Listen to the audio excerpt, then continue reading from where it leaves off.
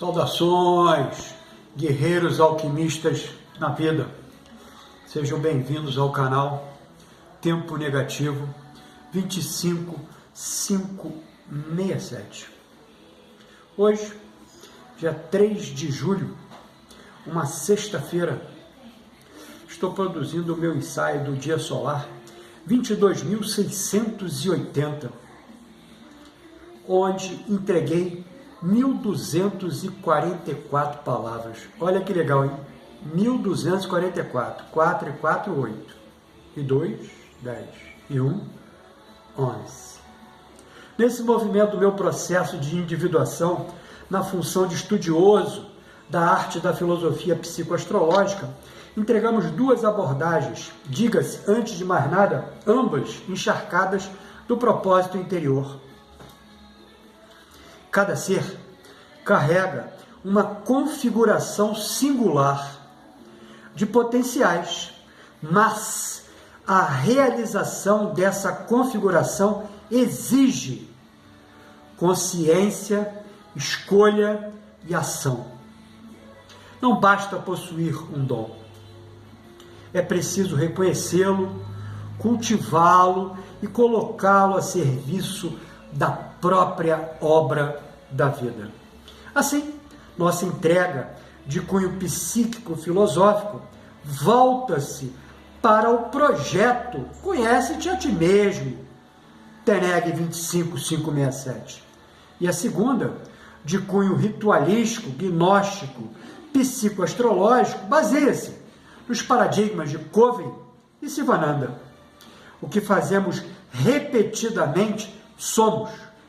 Portanto, a excelência não é um ato, mas um hábito. Desta forma, caminhamos por uma outra fase do projeto Conhece-te a ti mesmo, TENEG 25567. Hoje, em dois movimentos mais imagéticos, que não se apresentam aos olhos do corpo, e sim aos olhos da alma. O primeiro, fazemos uma incógnita, um questionamento. Qual a diferença entre vocação e propósito? Referente à existência mundana, né? Referente à vida. Ora, a diferença entre vocação e propósito repousa entre a centelha e a obra. Na seguinte sentença matemática: a vocação, revelada pelo Sol, é a essência que busca manifestar seus dons. O propósito, porém, é mais vasto, nascendo da alquimia entre a natureza interior, a missão perante o mundo, os meios de sustento e o modo de viver. Assim, uma mesma chama criadora pode cumprir seu sentido ao servir, ensinar ou amparar os que necessitam. A busca pelo propósito é uma jornada de individuação. Muitos o confundem com profissão. Outros permanecem adormecidos nos automatismos da existência. Contudo, o propósito é a experiência de sentido, realização e contribuição. Na mandala elétrica, 4 portais revelam essa arquitetura da alma: Sol, meio do céu, casa 2 e casa 6. Unidos, desenham o mapa da obra que cada ser veio encarnar. O primeiro, meio do céu, representa o cume da montanha e a imagem que se deseja legar ao mundo. Mas o reconhecimento exterior torna-se vazio quando não é alimentado pela chama da vocação. O segundo, Sol, é o ouro interior, a essência que pede expressão, porém um dom sem frutos materiais, corre o risco de permanecer apenas como ideal. O terceiro, a casa 2, é o celeiro da abundância e da prosperidade. Entretanto, de pouco vale colher os frutos se a forma de viver corrói a própria alma. O quarto, a casa 6, é o laboratório cotidiano da obra.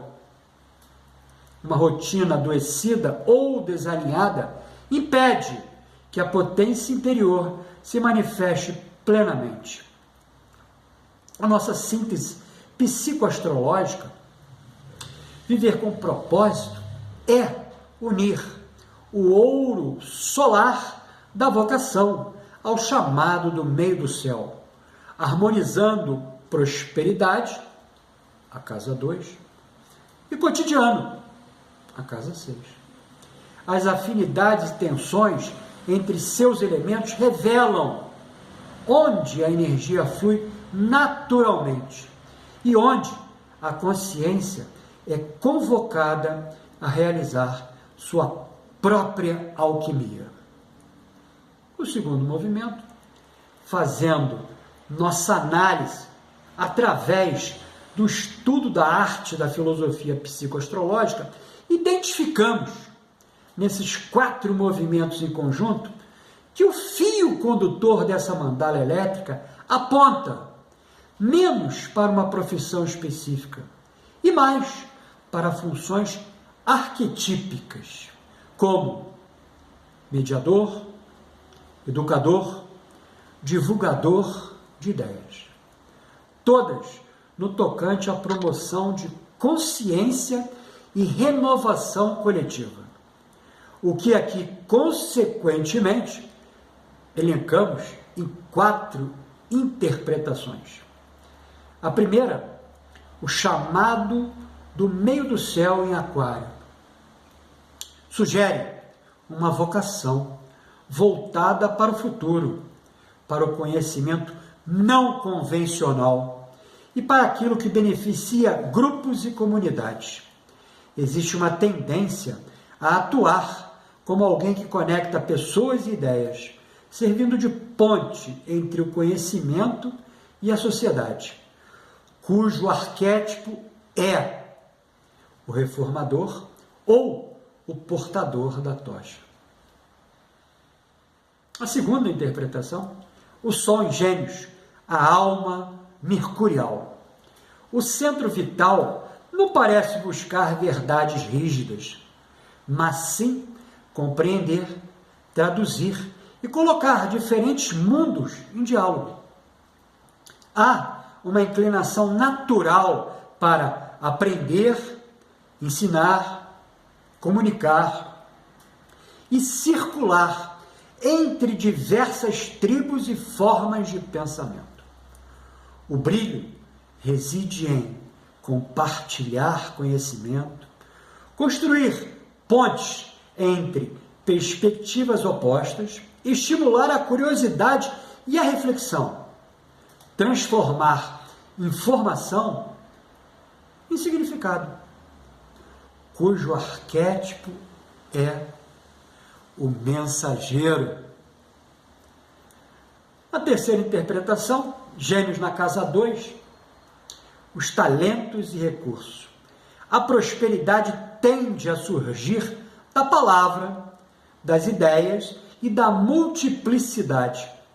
Existe pouca afinidade com caminhos únicos e excessivamente repetitivos. Os recursos mais preciosos parecem ser escrita, ensino, aconselhamento, pesquisa, comunicação, produção intelectual, múltiplas atividades e fontes de renda. A autoestima cresce quando sente que está aprendendo e transmitindo algo útil, cujo arquétipo é o artesão das ideias. Na nossa quarta interpretação, Libra na casa 6, a obra cotidiana sugere que o trabalho floresce em ambientes harmoniosos e cooperativos. Tende a produzir melhor quando existe beleza, respeito e troca equilibrada. Há uma aptidão para conciliar diferenças, aconselhar, trabalhar em parceria, promover equilíbrio entre pessoas e conceitos, cujo arquétipo é o pacificador.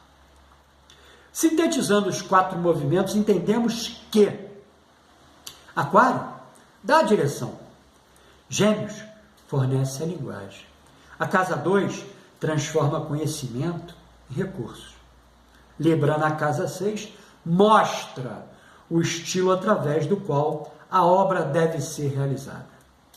Assim, o propósito que emerge dessa configuração poderia ser expresso da seguinte maneira.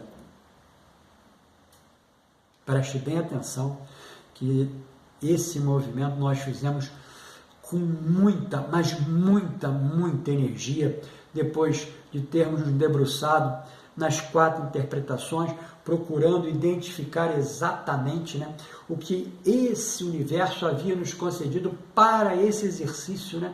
E note bem que durante as 4 interpretações elas estiveram bastante permeadas nesse movimento de entrega que fazemos aqui no YouTube. E aqui, nesse movimento agora, seria como para nós aqui colocar a cereja no bolo, que após termos feito essas 4 interpretações, olhamos para as 4 interpretações e precisamos apresentar uma linha, como a gente já fez o começo da incógnita. O que é propósito? O que é vocação? Então, nesse movimento, a vocação está intrínseca, o propósito está extrínseco. E aqui nós apresentamos o propósito. Ser uma ponte entre diferentes conhecimentos e pessoas, utilizando a comunicação, a educação e a reflexão para ampliar a consciência e favorecer uma renovação mais humana e harmoniosa da coletividade. Vou repetir, porque estávamos no movimento da produção, encharcados dessa energia, e pudemos transformar, dentro de palavras, algo que estava ali em ebulição nas 4 interpretações. O propósito emerge dessa configuração. Ser uma ponte entre diferentes conhecimentos e pessoas, utilizando a comunicação, a educação e a reflexão para ampliar a consciência e favorecer uma renovação mais humana e harmoniosa da coletividade. Isso não significa necessariamente ocupar um cargo formal, mas desempenhar uma função. Essa função pode manifestar-se através de pelo menos 8 ambientes. Primeiro ambiente, ensino e mentoria. Segundo ambiente, escrita e divulgação. Terceiro ambiente, filosofia e psicologia simbólica. Quarto ambiente, astrologia e áreas integrativas. Quinto ambiente, produção de conteúdo. Sexto ambiente, grupos de estudo e comunidades. Sétimo ambiente, entre diferentes mediação entre diferentes visões. Oitava e última manifestação desse ambiente que podemos transitar. Projetos voltados ao desenvolvimento humano. Essas 8 funções que identificamos aqui para exercício nesses 8 ambientes está encharcado do nosso propósito externo e completamente condensado de nossa vocação interna. Podemos transformar em escrita algo que jazia internamente dentro dessa centelha divina. E para isso, nós agora apresentamos nossa síntese junguiana. À luz de Carl Gustav Jung, meu eterno mestre, esse caminho parece corresponder ao arquétipo de Hermes Mercúrio, o mediador entre mundos. A individuação não pediria isolamento, mas sim transformar-se em tradutor de significados, alguém capaz de reunir múltiplas perspectivas e oferecer sentido ao coletivo. Em termos simbólicos, o propósito não seria simplesmente ter uma profissão, mas servir como um elo vivo entre conhecimento, consciência e comunidade, ajudando outros a encontrar significado enquanto continuamos ad eterno com, por assim dizer, muita